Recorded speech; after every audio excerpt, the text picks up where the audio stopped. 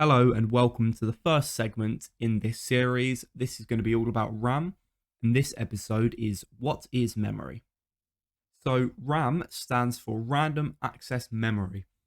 RAM is a temporary type of storage on a computer. What this essentially means is that it's not meant for saving and it's definitely not for long term use. An example of this is a user accessing a website. The website needs somewhere to let it load instead of committing it to a hard drive.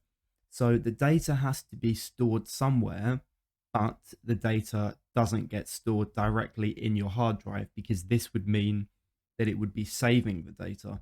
But the RAM acts as somewhere that can store the data while you need it, and then as soon as you click off, it disappears. Volatile versus non volatile.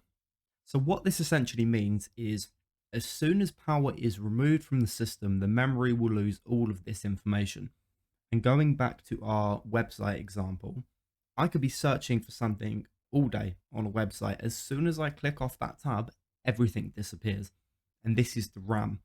Everything is stored within the RAM whilst you're on the page, but as soon as you click off, it's like it was never there. Non-volatile memory will retain the information once the power has been turned off, keeping everything that has been saved to the storage device. We'll get into this more when we talk about HDDs, SSDs, and so on. To summarize that, non-volatile is something that can be saved, so your files, your pictures, anything like that.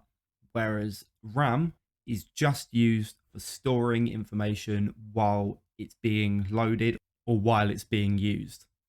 Anyway, that was just a quick introduction to RAM, and this will be the first part in this series. Thank you very much for watching, and I'll see you guys in the next one.